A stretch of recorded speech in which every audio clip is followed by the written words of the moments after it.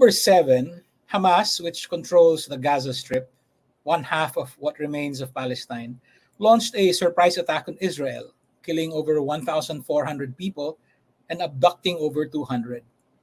In response, Israel began an all-out war to crush and eliminate Hamas. As of the other day, the death toll in Gaza has reached 10,000 dead, including thousands of children. The Hamas attack has been called an act of terrorism. The Israeli response has been described as genocide, both rightly, in my view. What is the situation in Gaza now, and also in the West Bank, the other half of Palestine? Tonight, for the first time, we will hear from a leader of Palestine. Good evening.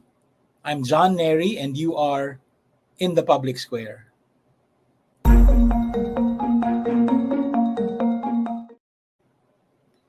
If you've been following the news about Gaza, Dr. Mustafa Barghouti is a familiar presence on TV. He has explained the situation in Gaza to the likes of Christiana Mampur of CNN, Piers Morgan, and Imtaz Tab of CBS. Dr. Barghouti is the Secretary General of the Palestinian National Initiative, a political party described as a democratic third force in Palestine. He was elected to the Palestinian Legislative Council in 2006 and ran for president in 2005, placing second to Mahmoud Abbas. He was also a key member of the Palestinian delegation to the Madrid peace talks in the 1990s. Dr. Barghouti, thank you for joining us all the way from Ramallah in the public square. Thank you. It is the start of another day. Thank you. It is the start of another day in the West Bank and in Gaza as we record this interview. What is the situation in Gaza now in terms of number of deaths, scope of damage? The situation in Gaza is beyond description. We've never seen anything like that. I don't think anybody has ever seen anything like that. The Israeli bombardment on Gaza does not stop for a minute since 32 days. The continuous bombardment has destroyed already half of all the homes in Gaza. The Israeli bombardment, which includes not only airstrikes, but also artillery bombardment and tank bombardment, has killed up till now 10,320 Palestinians. And there are about 2,500 people missing under the rubble, which nobody can get to because of the continued airstrikes. Among them is no less than 6,000 Palestinian children killed by the Israeli army, and more than 2,600 women. It's a grave atrocity by the Israeli soldiers who are invading Gaza with their airplanes and with tanks and with artillery. And of course, people don't have anything to defend themselves with against the airstrikes. You are talking about also the killing of no less than 180 health workers, attacking more than 5 hospitals, destroying completely 32 health centers, and killing no less than 48 Palestinian journalists. The devastation is beyond description. The infrastructure is completely destroyed. And Israel is conducting practically 3 war crimes at the same time. The act of genocide, which I've just described to you some of the results of, and then the collective punishment where they are depriving people in Gaza, 2.3 million people living in the most densely populated area in the world on less than 110 square miles. They're depriving them of water, electricity, fuel, as well as medicines. And that has very terrible results. We have now children in incubators, more than 130 of them, who can die at any moment because of lack of electricity. We have people who are in need for kidney dialysis, more than 1,160 people who can die at any moment also because of lack of kidney dialysis. We also have a situation where People now are afraid of the outbreak of epidemics because there is no drinkable water.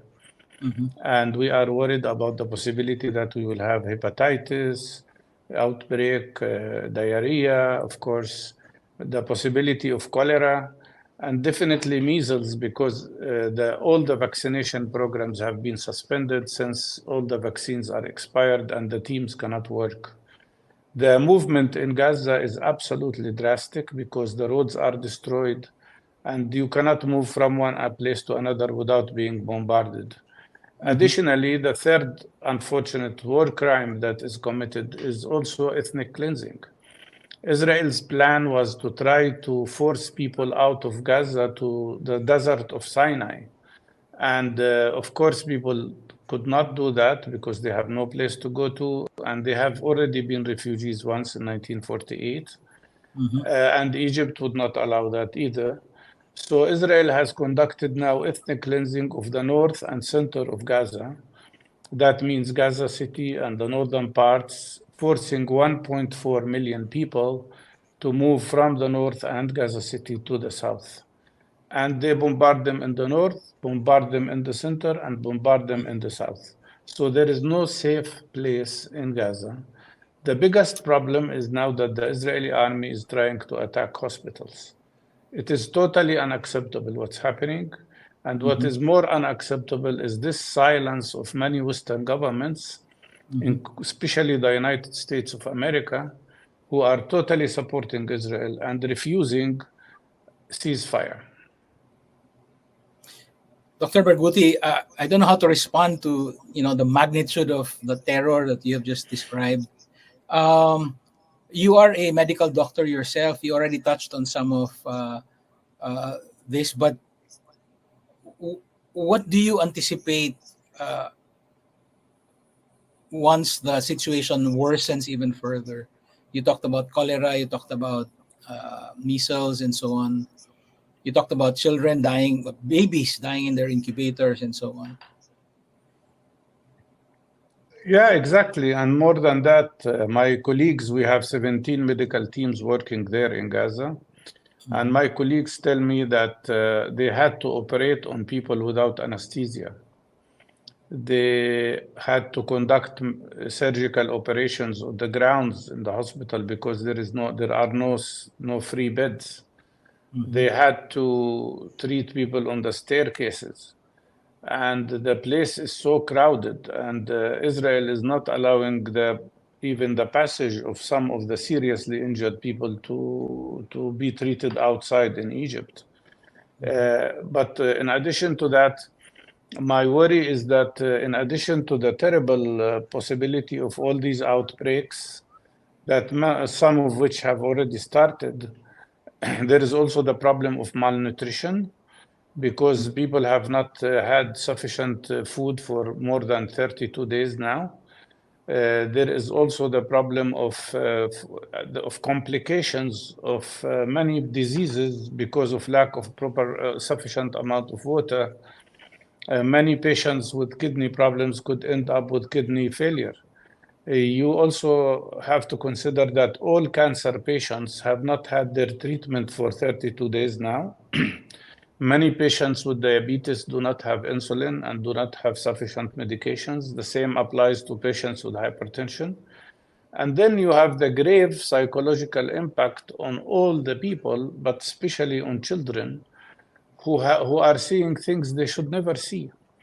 Seeing their fathers and mothers killed in front of their eyes, seeing their homes destroyed, seeing bodies shattered into pieces. This will have a psychological impact for life. I remember when I was a child, and when Israel occupied us during the war in 1967, I remember only the sound of the planes when they were striking us. And there wasn't such a damage as we see now in Gaza. But for very, very, very long time, and maybe up till now, I still have the impact of these noises of the airplanes attacking us. So you can imagine what these children will be left with when they grow up the images of their mothers shattered into pieces, or their fathers killed and left under the rubble, or the fear itself of being injured or killed. It's horrible, horrible, and should not have been allowed. And Israel should not be allowed to be so impunitive, above international law, above any law. As the Secretary General of the United Nations, Mr. Guterres, said, Gaza has transformed into a graveyard for children, for babies. Dr. And Barghouti, yet, yes, please. I'm not in a position to independently verify what you've said, but of course you rely on a network of sources.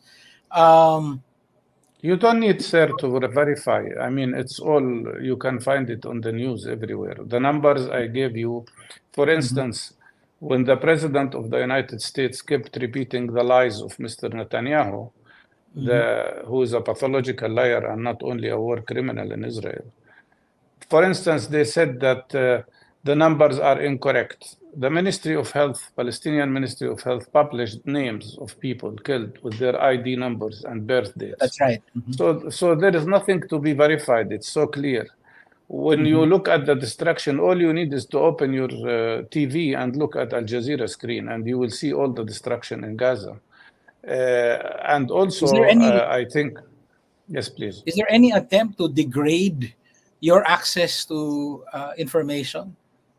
Of course. First of all, Israel prevented all journalists from entering Gaza because they don't want people to see. And they also, because many young journalists in Palestine continued to work, showing videos and sending them out, Israel cut telecommunication from Gaza 3 times already. And it is becoming very difficult to have telecommunications with Gaza, because I think Israel wants to hide the truth. They don't want the world to see the reality. And they keep talking about Israeli children who were killed. Of course, I sympathize with any person who is killed, whether he's Palestinian or Israeli. But look, you talk all the time about 20, 30 Israeli children killed, maybe 10, I don't know. And you don't talk about 6,000 Palestinian children who are killed? I mean, where is humanity here? Dr. Barghouti, Israel has vowed to eliminate Hamas. I have 2 related questions. Is it, in fact, physically possible to launch or to conduct a war against Hamas alone? Of course not. Secondly, Hamas has lost the support of a majority of Palestinians living in Gaza, but there seems to be no distinction being made between Palestinian citizens and Hamas. Well, first of all, Israel cannot eradicate Hamas because Hamas is an idea more than an organization. And of course, everybody knows that. And Israel uses the issue of Hamas to dehumanize all Palestinians. The attack on Gaza is an attack not on Hamas, but on all Palestinians. And let me remind you that Israel has ethnically cleansed Palestinian people, 70% of Palestinian people in 1948. When Israel was established, they committed 52 major massacres and erased to the ground 520 Palestinian communities, and then forced their population to leave Palestine to other countries, who became now 7 million refugees, 17 million refugees. At this moment in Gaza, 70% of the people are refugees who were displaced by Israel back in 1948, or their descendants. And in 1967, Israel occupied West Bank and Gaza, creating the longest occupation in modern history, 56 years. All the world was telling that the occupation must end and we should have 2-state solution, and Israel would not allow that. The real goal of Israel is not to attack Hamas only. The real goal of Netanyahu and his extreme fascist government is to erase Gaza to the ground. Their original plan was to ethnically cleanse Gaza completely, force people out of Gaza, through this terrible and barbaric bombardment and then annex Gaza to Israel. 5 weeks ago, Mr. Netanyahu stood up in the United Nations before the war started and showed the world the map of Israel, which included the annexation of the West Bank and the annexation of Gaza Strip itself. So they are using the issue of Hamas to dehumanize all Palestinians, to kill the Palestinian cause, to prevent Palestinians from the right that everybody should have, which is the right for self-determination, freedom, and not to be occupied by another country. I think you in the Philippines understand more than many people what does it mean to live under occupation and how precious it is to be independent from any country that colonizes you. Yes. Dr. Barghouti, Netanyahu is not Israel. I mean, I have heard you in other interviews speak of the presence, the existence of Israelis who are not supporting this genocidal acts in Gaza. My question is, are you in touch with these Israeli or Jewish human rights or humanitarian organizations? Can you talk about Yes, we are all the time. And many of them are very good friends of mine, like Avi Shleim, who's a very well-known and highly respected Israeli historian working at Oxford University, or Danny Levy, or Daniel Barenboim, the great musician. And we are in touch, of course, with all of them, and they are totally against this terrible atrocity against Palestinians. We even see many Jewish good people in the United States demonstrating on daily basis, demanding immediate ceasefire and to stop this atrocity against Palestinians. And they all wear shirts that say, "Not in my name," as a Jewish person. So these people, of course, but unfortunately, these people are not those who are governing Israel now. And the establishment that is governing Israel is completely different, with fascist characteristics. The Minister of Finance in Israel, by the name of Smotrich, is himself an illegal settler in the West Bank. And he declared when they were elected about a year ago that the policy of the Israeli government is to fill the West Bank with illegal settlers and settlements, so that Palestinians would lose any hope of a state of their own. And then Palestinians will have to choose between one of three options: either to leave, which means ethnic cleansing, or accept a life of subjugation to Israelis, which is apartheid, or die, which is actually genocide. This is the kind of mentality of the people who are governing Israel. And when you see Jewish people supporting Palestinians, they are heavily criticized by this establishment, which uses heavy propaganda to mislead people. And what they want is that we should accept to be slaves and accept to be refugees and accept that our land will be stolen from us and that our homes will be destroyed without resisting as people. If a Palestinian resists in a military form, they call him a terrorist. If a Palestinian like myself resists in a non-violent way, they call us violent. If we resist only with words, they call us provocators.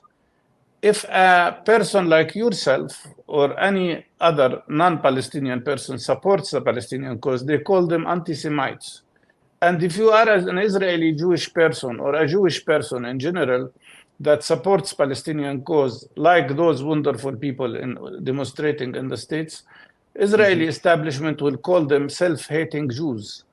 This is what we deal with, is not just a horrible government in Israel. We truly deal with fascists, people who have fascist mentality, who are so racist that they want to eliminate all the Palestinian people. The other day, Netanyahu was speaking in a press conference and he used parts of the Bible, Yosha section, in which he said, what does that mean? What does that say?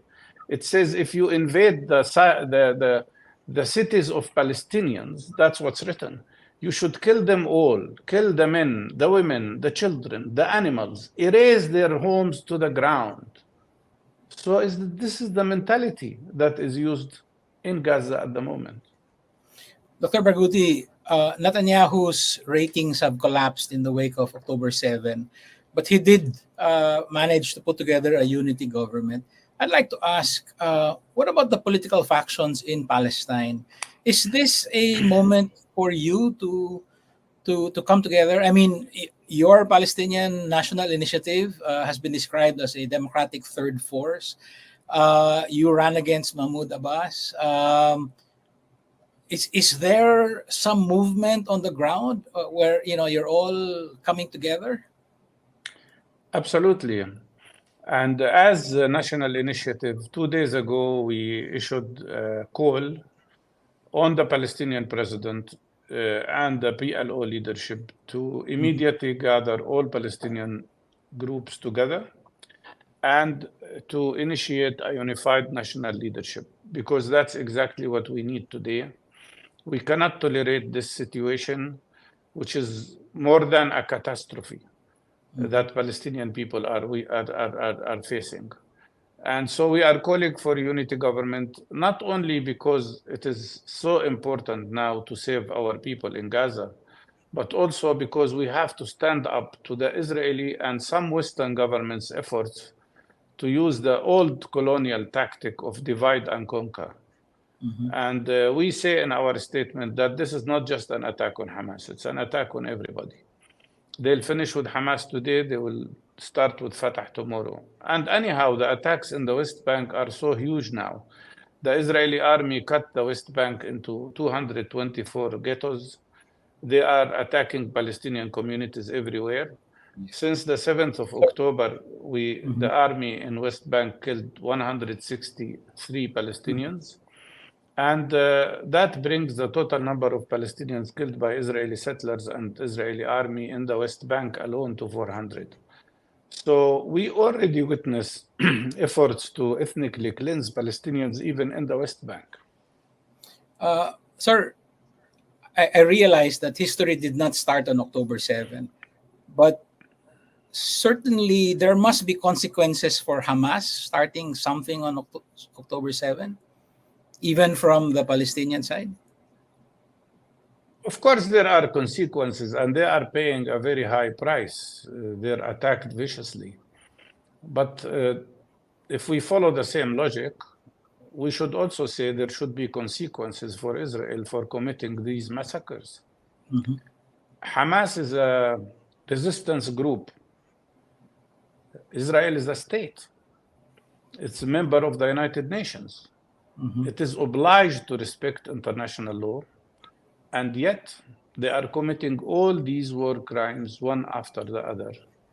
The Israeli government and army leaders should be taken to the court, to the court of justice in The Hague for committing these war crimes. We are not against any investigation committee that will investigate any war crime, whether they are committed by Israelis or Palestinians. But believe me, the file of Israeli war crimes during the last 75 years is beyond the ability of any historian to collect. Let them do that. Apply international law. Why international law is applied to everybody except Israel? Look at the double standard when you compare what's happening in Ukraine with Palestine.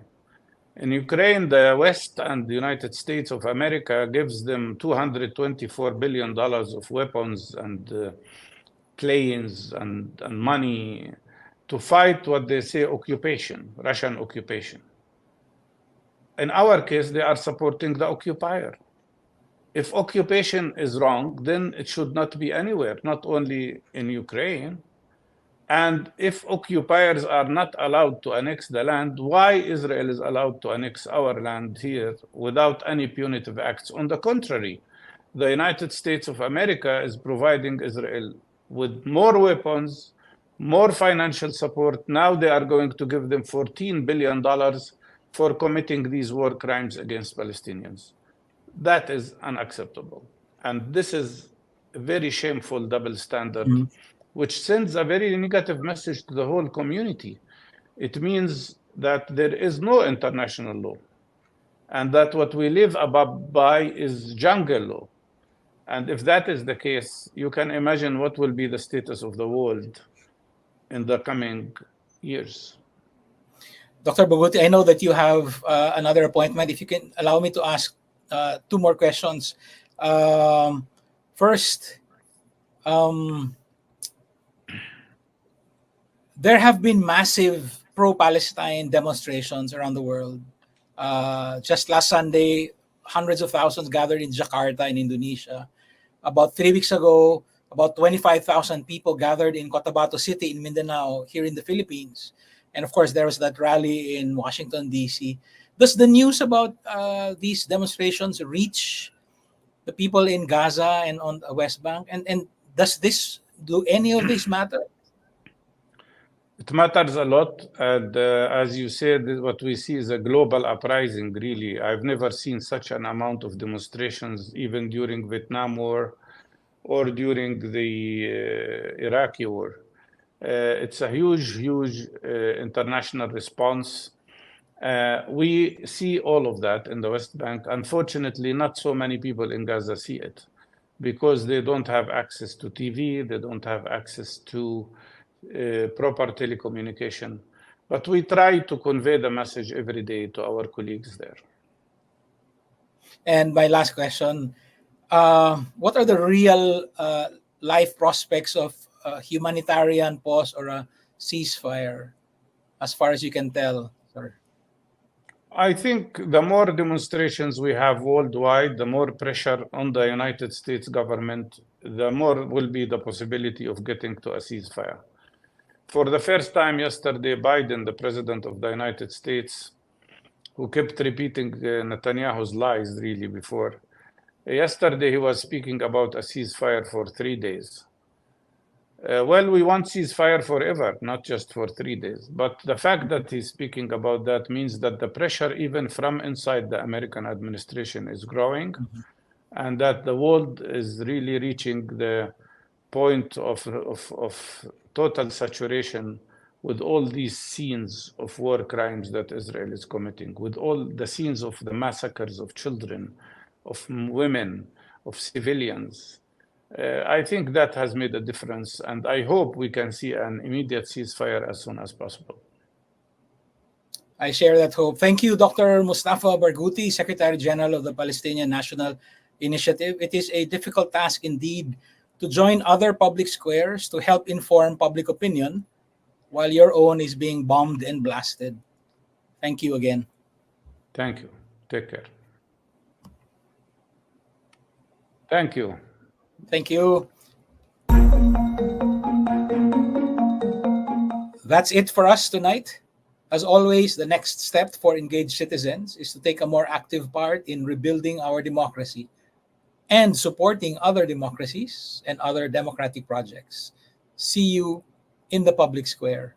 This is John Nery. Thank you and good night.